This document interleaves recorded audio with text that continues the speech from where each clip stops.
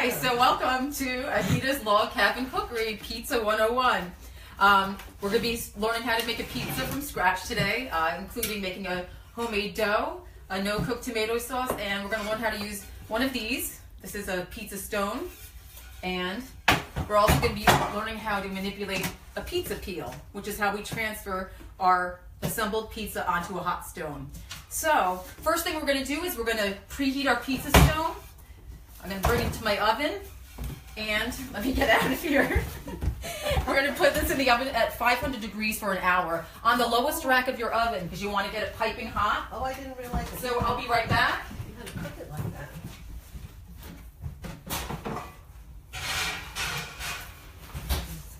Wow.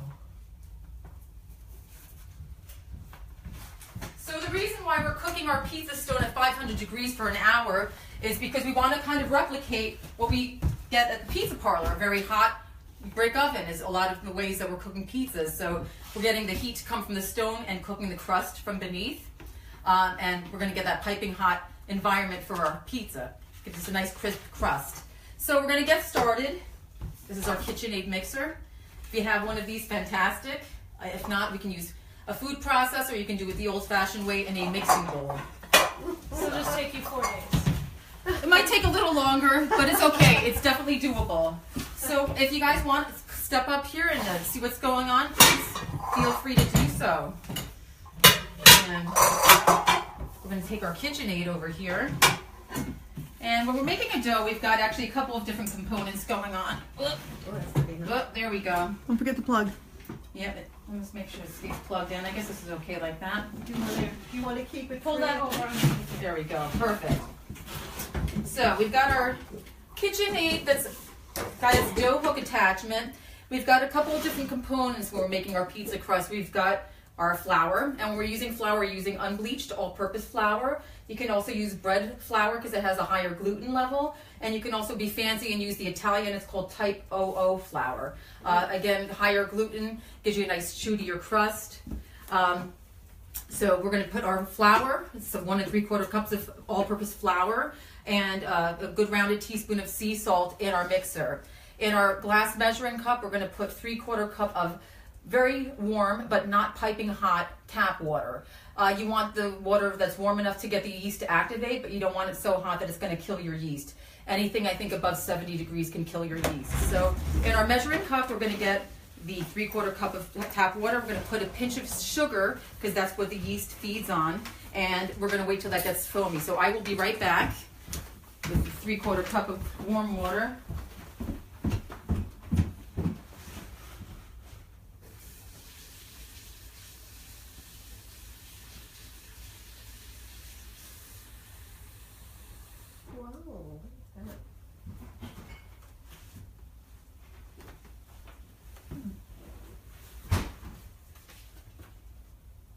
So how come the yeast doesn't eat the pizza? You know what? That's definitely food for thought. That's definitely food for thought. That's fun. So I've got the 3/4 cup of very warm tap water. I've already put a pinch of sugar in there, and we've got our package of yeast. So where do you get yeast? So, good question. I've never seen it. Yeah. So, yeah, it's usually hidden in the grocery store. I don't know, it's some sort of... yeah, grocery store is actually it's kind of baking, in the baking area. So it comes in packages. Usually it's 3 packets. Usually they come together. Usually you're looking for something called active dry yeast or bread yeast. And sometimes you can find it in jar. I know Fleischmann's is a brand that comes in a jar. In terms of quantity, if you're getting it in a jar, 2.5 teaspoons in the jar equals 1 packet of yeast. So if a recipe calls for a pack of yeast, they're talking about 2.5 teaspoons of yeast. So what we've done right now, we've got our pinch of sugar and our 3/4 cups of warm water and our pack of yeast. We're going to put this aside. If this is active, we're going to see so by it's going to create a nice head of foam on it. So we're going to wait for that to happen. Here we go with our measuring cup. Our flour. We've got all-purpose flour in this bin. If you guys want to come up here, does anyone want to do the honors? We've got 1 cup measure. We've got a quarter cup measure. We need 1 3/4 cups of all-purpose flour. Here we go. I'm going to add that. have a little. A little butter knife, I can get that for you. So that's all-purpose flour. That's all-purpose flour. I use Heckers. King Arthur's is really good too. How about a whole wheat? Can you do a whole wheat? You can use whole wheat flour, but it's not recommended that you use all whole wheat flour when you're. Sorry, I used. It's okay. Over there. If you use all whole wheat flour, you're going to get a tough texture. So there are recipes that incorporate whole wheat flour. Usually you could do half and half, or maybe a third. Yep, it's fine. A little space It's there. all right. Oh, You right can, you can add a little bit more to one of the other cups, and it'll be fine. Okay. It's not so much. I mean, it is baking, so it's a little bit of a science. But with a pizza dough, you can eyeball a lot of it too, because if it looks like it's too wet when it's mixing, we can add a little bit more flour. Just you'll see how it kind of comes together. I'll do 3 of these, okay? Yeah, perfect. You're all right with that? That's perfect.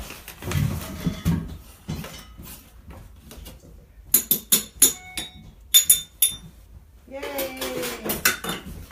Oh, you know what? I'm gonna put a little, put a little spot. A little on this. extra? Yeah. So I like to use sea salt, and I actually think one of the biggest mistakes that people make when they are making pizza dough or bread dough is that they don't put enough salt in it. And actually, salting your dough is what's the difference between making it taste like cardboard or having flavor. Oh. I've gone to pizzerias. Doesn't matter if you use all-purpose flour or. Yeah, does it matter if you use all-purpose flour? What's the best flour to use? All-purpose flour, bread flour, or actually type 00 flour, which is an Italian flour. You can get that actually at What's Whole traditional? Foods. Traditional, all of the above. So you want a flour with a lot of gluten in it. So all-purpose flour works So for if sure. you have a gluten intolerance, you don't want to do that. Right. There's products out there. There's There's gluten-free pizza flour you can buy. So I'm using a slightly rounded measuring teaspoon of sea salt, and I'm going to pour that right into our flour. And we've got, we've got the dough hook attachment. This is the easy way to do it. Is with the this is the easy way to do it is with the KitchenAid. But I also want to give alternative recipes for those that don't have this equipment. So this is starting to foam up a little bit. I don't know if you guys can see that. There's little bubbles on there, but you can actually see a nice kind of film of foam on there. And with the KitchenAid, we're only going to keep the motor running at a very low speed. It doesn't need to be like, high speed for this. So it actually makes sure that this is locked. And we're going to keep it at, there's a setting called stir. So I've got my dry ingredients. We've got our 1 3/4 cups of all-purpose flour. We have our heaping or slightly rounded teaspoon of sea salt. And in our measuring cup, it looks like we've got our yeast activated in here. Wow, So it doesn't take that long, and it's pretty incredible. I've gotten a lot more acquainted with yeast since my new hobby of home brewing beer. I was gonna say you could just make beer. You could let make it beer, go. right? She does that. She's So- got some beer down Yeah. there. So we'll slowly pour this in, and you're gonna see how really effortless this is. This is gonna kind of come together on its own. I may need to take a rubber scraper to kind of reintroduce the flour into the main mixture, but it usually does its own thing. So I'll be right back with that. I like that machine. I know, I like it too. How many attachments does that come with? Actually, the one I have, this is the artisan mixer. I actually got it refurbished, so you don't have to spend like $500 on these. The refurbished ones are equally as good, and they're a lot less expensive. This one came with a whisk, it came with the dough hook, and it came with a paddle attachment. The paddle attachment is great for cookie doughs, bread, cake batters, things like that. Right. I use it for a lot of different things, and the whisk will make fresh whipped cream or meringue like within less than 5 minutes. It's amazing. So I'm just going to actually scrape a little around here. And when this is moving, you kind of want to be careful about putting any kind of instruments in here. But there's a rubber spatula, so I'm kind of safe here. You can start seeing it coming together a bit here. Oh yeah, look at that. Yep. And this is actually taking the job of, the old-fashioned kneading. Right, sitting there all day long. Right, but I'm going to show you some techniques because I want you guys, like if you don't have the mixer, I want you to be able to replicate this at home. And it's not that difficult. And I do have a book that has a pretty good tutorial also on how to to knead the dough and such. So it involves actually, it's kind of funny. It's kind of fun because you can kind of get your frustrations out, but they actually ask that you slam the dough down really hard several times, and then you use the kneading process, which is using the heel of your hand and pushing away, and then kind of, you know, doing that over and over again. It takes a while. It does. A little, yeah, you'll see that the gluten starts to develop. It gets a really kind of soft. It starts to feel like, they say, soft like a baby's bottom when it's kind of ready to sit for the rise. And the beauty about this dough is actually, this doubles in size usually in about an hour. And we'll have the wood, since we have the wood stove going here, we have a nice warm environment. That's perfect for letting your dough rise, you know. If you don't have a wood stove, the top of your fridge is usually one of the perfect places to store your dough, you know, to get a good rise on it.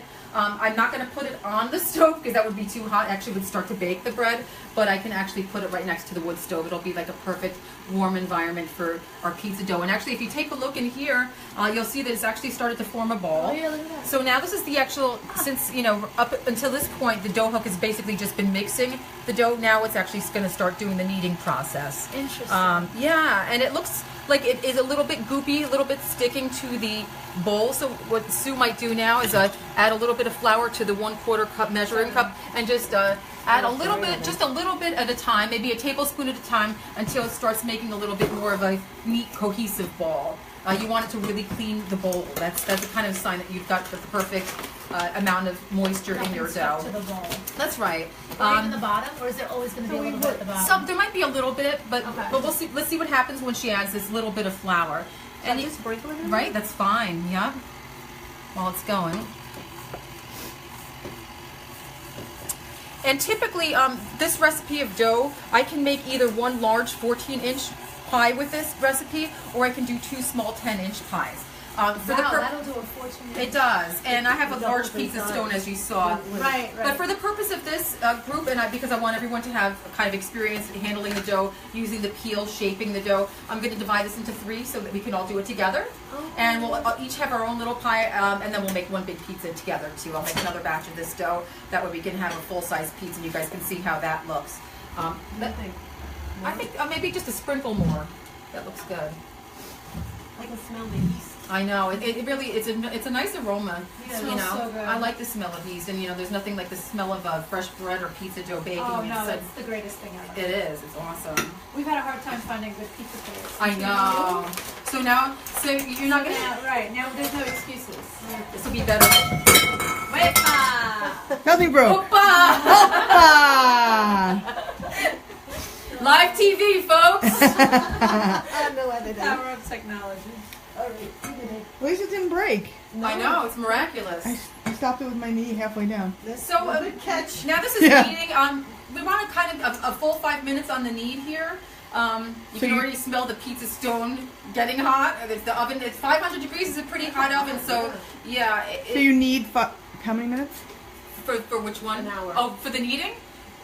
Yeah. We're not going to knead for an hour. We're going to preheat the stone for an hour, but this gets kneaded for approximately 5 minutes. Got it. Yeah. So once we get this, I'm going to split this up into 3 sections. You don't want to split the dough up after it's risen. You want to divide. If you're portioning the dough, you're going to want to cut the dough before the rising, because you don't want to manipulate the dough once it's risen. You want to really kind of keep.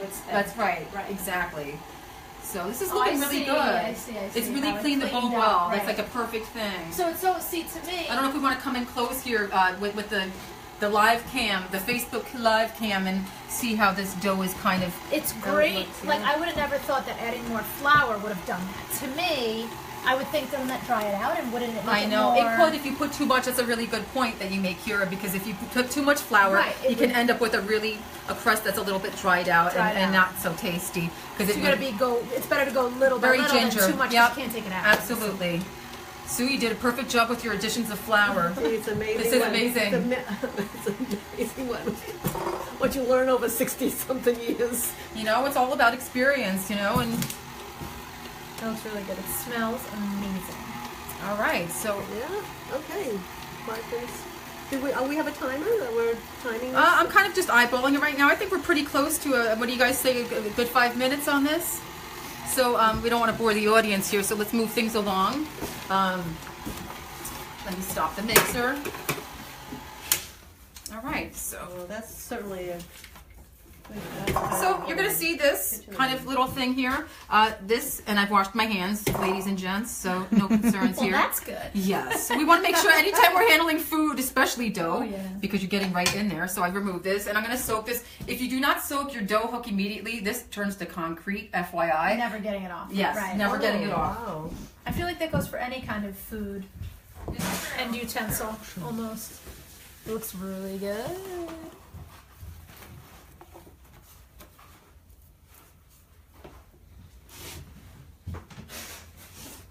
Very cool. All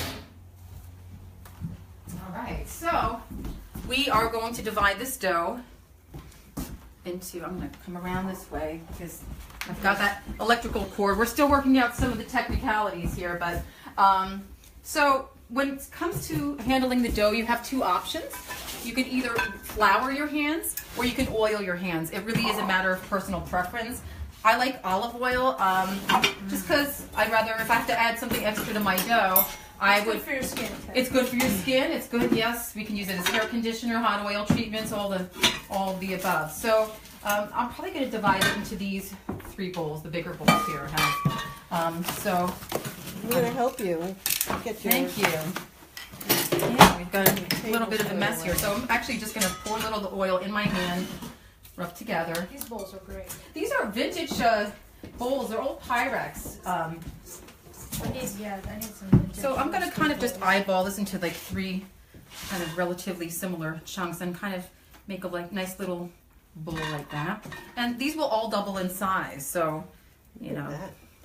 Okay, that's awesome. That took 5. I mean, if you had to do that by hand, you'd be here another hour. Am I going to be handling that dough? Not right this, because we're going to let this rise, Okay. and we're going to go straight to making our no-cook tomato sauce. So the other important thing that you need to remember with this dough, so that's a pretty good equal portions I made there. Then we're going to take our plastic wrap, and you know, when I was a kid, when my mom would make bread, or if other people made bread, I always saw they use like a dish towel.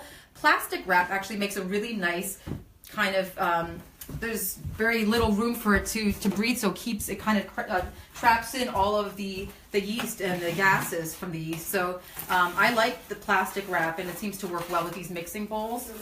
Sure, you want to do some of that? So you have to make it super tight. Yeah, right? make it nice and taut on the bowl. And if you have problems with it, this plastic wrap actually works really good. I'll do a commercial for the stretch tight plastic wrap. It actually works better than the saran wrap brand. Really? I think. I personally think so. So we kind of like you get all the kind of creases out there. Doesn't have to be perfect, but you'll see that it's. And then I'm going to set it right here, right by the wood stove. Not too close because you don't want to cook the dough, but How's that? perfect. See, there we go. Put that down here. Good enough. Perfect. Yeah, it's all sealed up. You want me to put some water in here? And get this Sure, down? if you want to, and I'm going to actually take this mixer out of here, so give us some room. That way it doesn't turn to concrete. Right. Put this down here. And I am going to get us.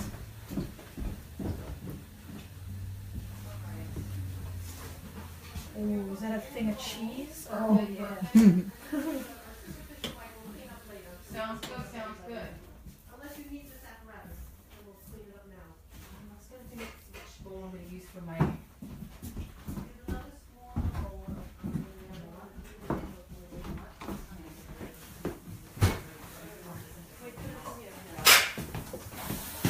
One of my salsas. You'll have to try that later. It looks delicious. You'll just try it.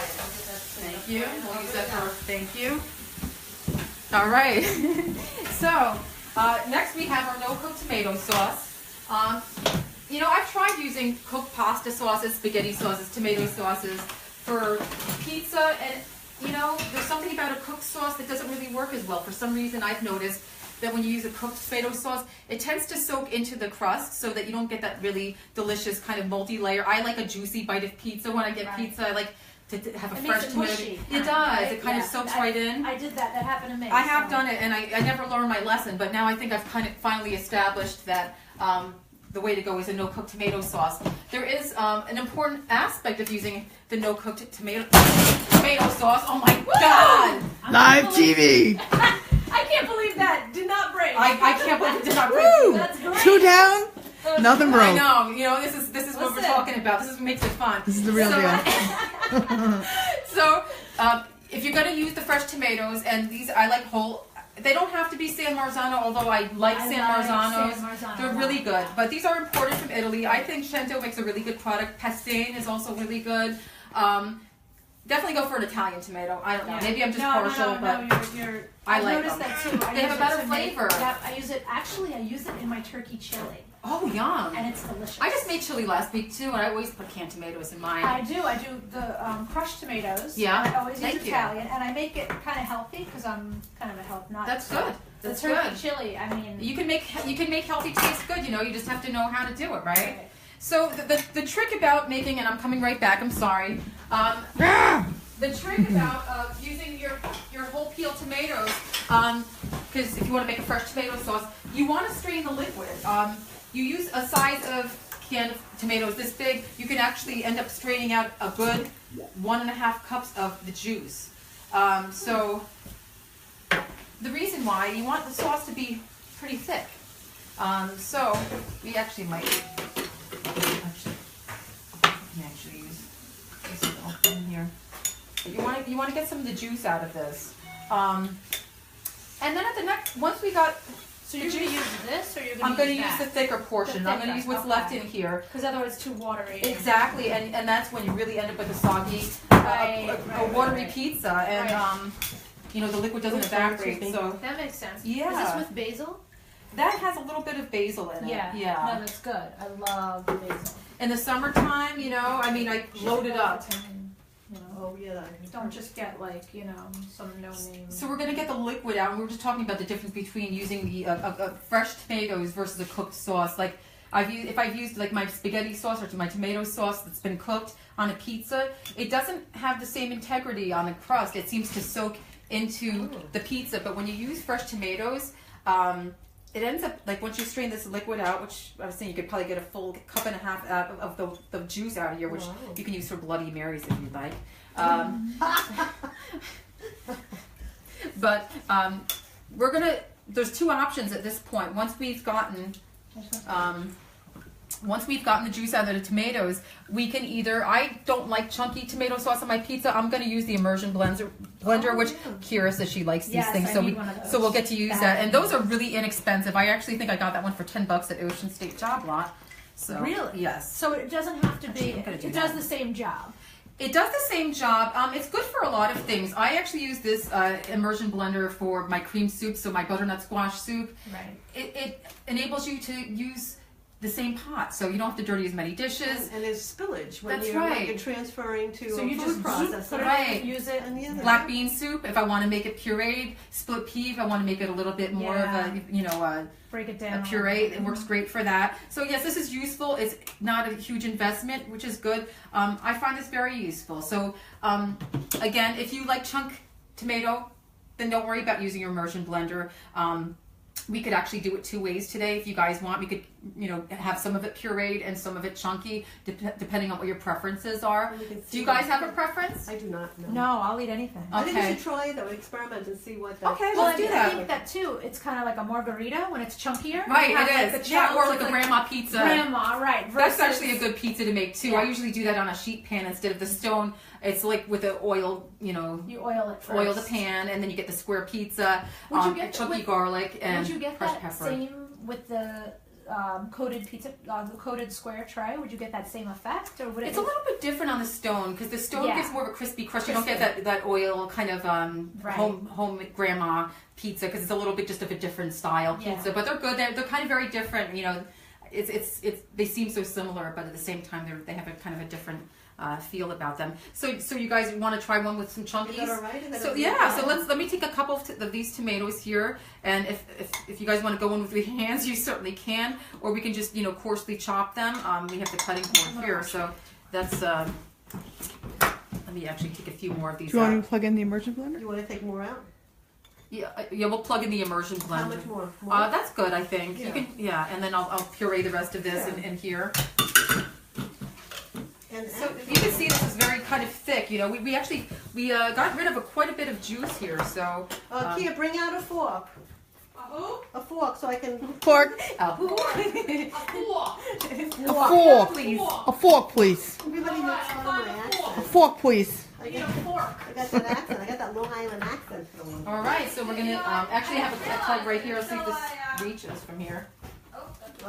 Plug it into the wood How about stove. an extension cord? Right here, we got. was a fork. Where would I be? Oh, in the drain board on it. Yeah. Cool. I found the fork. Disc Dwayne. Hey, look The at these. Dwayne boy. Show me them. Here. I have all my inmates make fun of that. What's the? So now you're just cutting it up. She's good. This is going to be for the chunky sauce. So Got it. Sue's doing a coarse chop on that. Okay. For the puree here that we're going to make, like it's going to be more like a smooth, Right. more velvety sauce. We're going to So use now I this. have a really. This is probably a stupid question. No so stupid big questions, away. my friend. Go away. Go ahead. If you did a can of crushed tomatoes, wouldn't that kind of eliminate this? It would. I don't know. For some reason I don't. Maybe Flavor. it's my own imagination, but I Flavor. feel the crushed tomato. I feel like have. I feel it's a different quality. I don't know why. No. I'm always going back to them. Whenever I get the crushed tomatoes, I feel like It's a little better flavor. Just a- maybe. Okay. I don't know. You know what? No, that's Think good, because that's what I'm anything- saying, like- Why is this not operating? Think about anything that's It's processed not plugged in. loses and deteriorates over Right. time, even though it's Oh. canned. Maybe because it got unplugged, perhaps. Yeah. let me Again, give you live. longer. Excuse my back. I don't know what I did to this thing right here. There you go, darling. Try this, okay? And you're gonna go. Do you have an Experiencing extension technical difficulties. There's a Please plug stand by. right there. I don't want to make you go all the way down there. cord? I can go over there. That's not a problem. Hold this table out. Got it? Okay. Oh, there it is. I found it. Try it. Thank you. Watch your head. There we go. Oh, Okay. Hey. Success. Thank you, Sue. You're welcome. Sorry about that. We've got a group effort here. We're going I've got a good to, team here, my friends. We're going to get an extension cord so you don't have to Right. make sure. There's one This right is here. the learning curve right here. So with the immersion blender, you can either go round and round, or you can actually go up and down too. I do a little bit of both, Oh, love it. and you'll see it makes it very smooth. And because we took all that water out, it's a pretty nice thick It'd puree. be too thin if you didn't have that excess. Right. That makes sense. I noticed even with the crush, it makes my turkey chili a little bit watery, and then I have to let it simmer a little longer. Yeah. Put it in and bake it in the oven to kind of get that extra water. Exactly. You know? Exactly. Oh, So with pizza sauce flavorings and seasonings. No, that's That- So we got the chunks there. We've got the puree here. So at this point, even though I have written down some specific, quantities, it really is a matter of taste. Obviously, a little bit of salt in your tomatoes is very helpful. We are also going to microplane a clove of fresh garlic because I think fresh garlic is important. This is a really good tool I need too. that. Oh, yeah. For those of you that basic equipment, this actually was a wood tool. This is a wood plane. It was designed after the wood tool that actually shaves wood, right? And that's now has become a wonderful kitchen tool. You can do good Parmesan Reggiano grating with this, good garlic grating. Which is better, fresh garlic or canned? This can be found any Anywhere. kitchen store. You can go. Target, Bath and Beyond. Bed Bath Really? Beyond, Okay. Kohl's kitchen section. I'm sure has. Because you it. gotta go real garlic, not the canned. That's right. Of So the course. jarred garlic, even though it seems like a wonderful Jar. lifesaver, tastes terrible as far as I'm concerned. I don't know. It smells like hot dogs. I'll just say that. It's disgusting. It is disgusting. Listen, So, asshole. I like olive oil in my pizza sauce. I'm gonna, because we've kind of portioned this out and we're not gonna go perfect with quantities. I'm just gonna do a little dollop of olive oil there.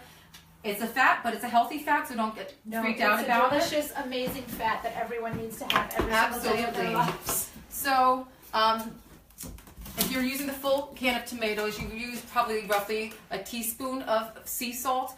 We've divvied it up here, so I'm going to kind of just eyeball it here. I'm going to put That's talent. like that, It is talent. and then we're going to put just a little bit in that one because we don't want it too much. Now there's no salt added already in there. No salt added in that. There shouldn't be anyway. Right. You can find out from the. We can. ingredients on the I've got can. crushed pepper again. This is to your taste. If you like heat, go with a lot of the crushed pepper. Ooh. I rub it with my fingers to activate the oils a little bit. Add a little bit in there. Don't rub your eyes after that. Don't put your contact lenses in or any of that nonsense. We've got oregano leaves. This is one of the herbs that actually I prefer to use dry rather than fresh. Although I do grow oregano in my garden. Dry oregano actually is the good way to go with this type of stuff. And Oregano is actually that quintessential pizza spice. You know, when you think of what pizza tastes like, you know, the pizza parlor flavor, that oregano is really what gives it that pizza flavor. It smells like pizza. It does. Yeah. It's like the scratch and sniff stickers for pizza always have that oregano smell. But it can be a disaster if people overdo the oregano. It can be an aggressive herb, and when it's overdone, it can ruin a product. So we want to make sure that we're using some, but we don't want to go too crazy with it. Can taste as you go. We're going to stir this up. Sometimes if your tomatoes are really acidic, you might want to add a pinch of sugar. I don't always do that because it really depends on the type of tomato that you're using. So we're going to see how this tastes, because you have to taste food. If you're not tasting food as you're cooking it, it's not going to be good. I mean, that's how we dictate what the food's going to taste like, is by using our palate, tasting things and seeing what it needs. Is this too tart? Do I need to balance out the acidity? Does it have enough salt? Is it all full flavor? How do you balance through? out the acidity? Balancing out the acidity can be done with sugar and or salt, combination of the both. You keep tasting. Right, and you keep tasting until you get what you want. So I'm going to taste with a little measuring spoon here. No double dipping, don't worry, folks. That tastes perfect to me. And I'm not just saying that. That does. It's really good. No, that's Perfect amount of salt. And you guys, you know, feel free to taste too, you guys. There's a fork here if you... Go ahead. That's pretty yummy. I like Does it need more? It has a fresh flavor. Does it need more? I like. No, that's delicious. You like I it? love it. Yes. Did you want to taste? Yeah, I'll taste it. Very I'll good. use my mouth. It's all right, it's fine. What would you do different? Because you Oh, said it's and pretty you know tasty. you can really taste that olive oil. Believe Yeah, it because it was like pooled on top there. Is that what? It's like an. What do you I think? mean, I think it's delicious, but I'd add more oregano. You would? Okay. What would you do? I mean, what do I you don't think? know. I thought it was good. I mean, this has a little bit more salt in it, so but I don't want to overdo, because I know I tend to You like know what? salt. Let it be then. Okay. Let it be. Yeah. No, it's delicious. Okay, so my other secret weapon, and I'm going to share it with you guys, and obviously I'm sharing with all of Facebook America. Live. People always think that, you know, fresh mozzarella is the way to go. Actually, the whole milk mozzarella that you get in the supermarket in this type plastic package for pizza is better. The fresh mozzarella, even though I love it and it's great for caprese salad, on a pizza it doesn't melt as well and it doesn't get color. It stays really white. So it's really up to your own preference, but I like to use regular, and I will shred this with my box grater that I have I'm up not here. gonna lie. I saw that and I was surprised. I know, because you would think that what is going on with you know, that? it melts better, and I think it has better flavor. Okay. My secret weapon, however, is, and I put a lid on this because this smells really gross, but No, it's it doesn't. amazing. It's heaven. Sharp provolone, Origio sharp provolone. Secret weapon. So what this does, because it's piquant, it has a little bit of a bite to it, and it also has quite a bit of saltiness to it. Sharp provolone adds that certain je ne sais quoi to your pizza. You're going to take a bite of it, and it's going to have a richer, deeper, more complex flavor. Mozzarella is a delicious cheese. It melts really well, but it doesn't have a heck of a lot of flavor to it. Right. So you actually, there's a couple of different options at this point. You can either keep the mozzarella as is. You can add Parmigiano Reggiano, which is also a delicious grating cheese. That has a little bit of sharpness and bite to it as well. But the sharp provolone, I would actually do maybe 2 parts mozzarella to 1 part provolone. You're going to taste it, you're going to smell it when it's baking, you're going to taste it, you're going to be like, oh my god, why does pizza taste like this from the pizza parlor? It's because they're not using a really flavorful cheese like this. Makes a huge difference. There is a cheese called Caciocavallo. It's from an area in Italy called Ragusa, and it is very similar to a provolone. It's amazing. It's a little bit pricier than the provolone, but if you can find it, it's amazing. They make something called scaccia with Caciocavallo, and it's a layered, almost like a pizza, a dough that gets woven back and forth with layers of Caciocavallo and tomatoes. It's to die for. Maybe we'll do that for a future cooking class, but it's actually a regional specialty of an area called Ragusa in southern Italy, near Sicily. So anyway, enough of my geography for the day. So the one thing we forgot to do with our sauce here, we didn't add our garlic. So my goodness gracious, how we could forget such important things. I'm going to try to smash the skin off with a paring knife, which is probably not the best thing. I should have used a chef knife, but I didn't want to run back in the kitchen. So I've got the skin off. That's a good way to remove the skin. How? Pressing the side of your knife onto a cutting board. That is a lifesaver. Can you do it again? That's going to. Can you do save- it again? Right? Can we do it again? Yeah. You have some Alright. people asking. Okay. people are asking. Well, maybe I should use the chef's knives to show them the proper way to do it. Okay. Here. Please stand by. Very interesting. So, let me get this out of the way. So we've got our cutting board here. Here's our peeled We're not clove gonna of use this garlic. anymore, am I We're correct? done with that. Whoa. I'm gonna get rid of So the I've got the clove of garlic with the skin on it. I'm gonna just take the heel of my hand, press, squish it down, and then voila, skin pretty much comes right off. Yes. Bingo. Right That's there. awesome. So yeah, so it's a little mashed, and it's actually in some recipes you might want a partially mashed clove of garlic because the oils have been released and it can be a good way to infuse your sauce or whatever. In this case, we're grating it on the microplane. This microplane actually has 2 sets of blades. Got a little sauce on that. It has a larger one and a small one.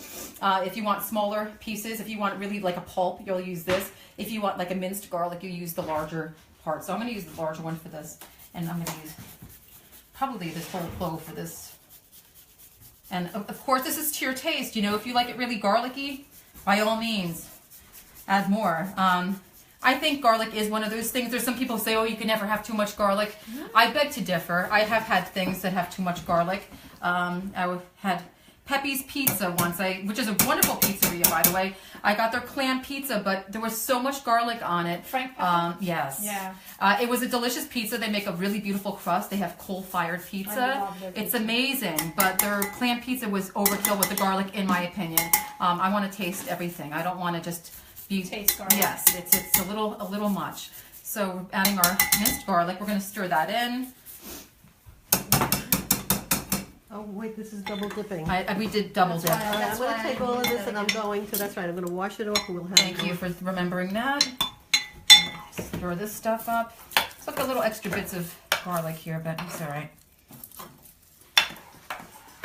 And we can see our pizza doughs are starting to inflate a little bit. They're starting to get a little bit, they're starting to rise a little bit. I'm going to clear some of this stuff out. Excuse me, sorry. Pardon me.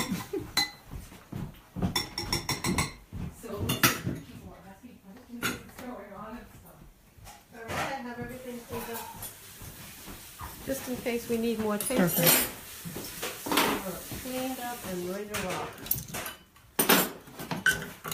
Here's some paper towels if you guys need them. Wow. A lot of people are joining, so. So I'm going to clear off this cutting board and we're going to grate up our cheeses. So let me get rid of this. I'll be right back. And what we can do is set up a little trash can over here. Good idea.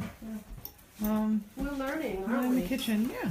We're learning to set up a trash can, right? Right, that's or a garbage bowl like Rachel Ray does. That's another, a garbage bowl so you can put all your stuff. So we are Feelings. going to start grating cheese. It's heavy.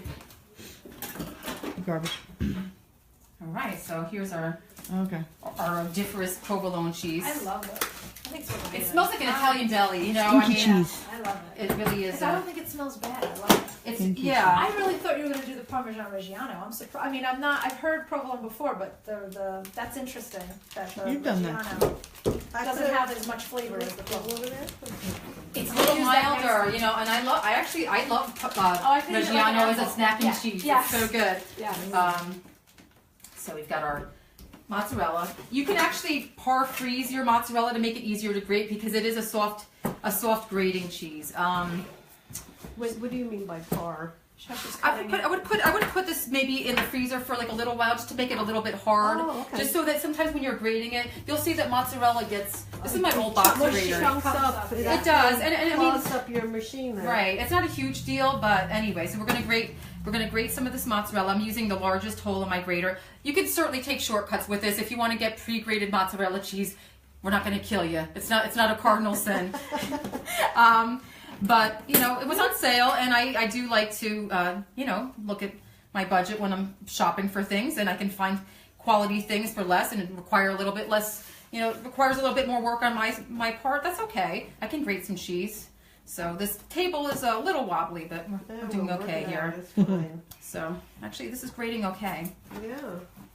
these older graters, I'm telling you, if you can have a chance to get to a thrift store, you can find the old ones. They work so much better than a lot of the new ones. I don't know, the blades are sharper, which can either be a good or bad thing. Could be a good or bad thing. Yeah. Yeah. So. I have a handheld one where you hold it like this and you do this, and it's not as good.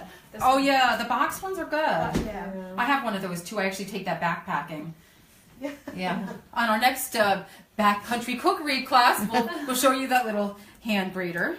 So. We've had some great meals on hiking trips. Right. I mean, it's amazing what you can cook in the backcountry. I mean, it's when you've got a flame, you can do anything. So I'm actually gonna grate the provolone in a separate pile so we can actually figure out proportion. You know, we want to use more of the mozzarella per pizza than we do the provolone. So you see, this grates in a very different way. It's a harder cheese, so it looks very different when you grate Looks it. like a Reggiano. It does almost. Yeah. It's a hard cheese, so it's aged and. I don't know if you guys want to take a whiff of that. It's absolutely delicious. But you know, if you go to Arthur Avenue, you pick up a nice block of provolone and sopressata, and you make a beautiful charcuterie platter with cheese and. What kind of provolone was this again? Oricchio is the brand, and that's the one that my supermarket ShopRite usually carries. It's imported and it's aged, I think, for a minimum of 18 months. Okay. So that's where you get that nice complexity and the saltiness. I mean, it really, you don't need to add anything to this pizza. You put the Everything's right there. It is, you know, it's really good. Did you guys taste the sauce with the garlic in it? I know. Here's a spoon. I just want to see, you know, how does it taste with that garlic in it? I love the garlic. See, So those that may have just checked in, we actually have two different textured sauces. Some people are fans of chunky tomato sauce, other people like smooth. So we used an immersion blender to make more of a smoother puree, and we actually drained our canned tomatoes first to remove any excess water so we don't end up with watery pizza. So I'm going to grate a little bit more of the mozzarella just to make sure we have enough for all of our pizza. And we've got our shredded provolone over here, which looks a little different because it's a harder cheese. And we've got our whole milk mozzarella over here. And the wobbly table. Okay. All right, so got some big chunks there, you know. No big thing. Those are the good Cheese. Those are the pieces you pick out. That's right. Those are ones. That's one I'm Those are the gonna eat. ones, right. Those are the ones you just eat as you go. Absolutely. So we've got our sauce made. We've got our cheese grated.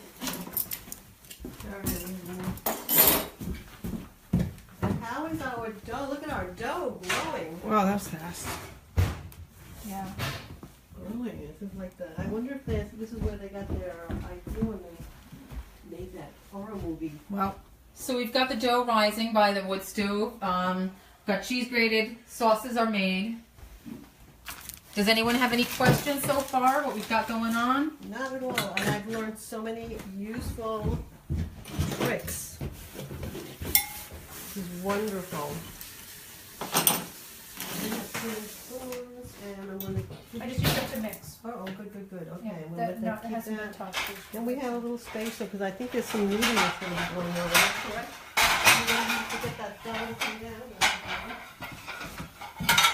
I'm gonna get this set up for a little pizza tasting. I've got it's a little early for wine, but I do have a Montepulciano d'Abruzzo for anyone who might be interested. This is a nice wine with Italian food, particularly pasta, red sauces, pizza, things of that nature. I actually used to sell that. Oh, really? I love that wine. It's actually very fruity too. It's delicious. It's a good one. Yep. So, yeah, so it looks like this is going pretty well here. I mean, they're definitely getting a little bit more inflated. So that's good. Should we take a little break and we'll come back in a few minutes when our dough is doubled in size and we'll show you the whole assemblage and Sounds good.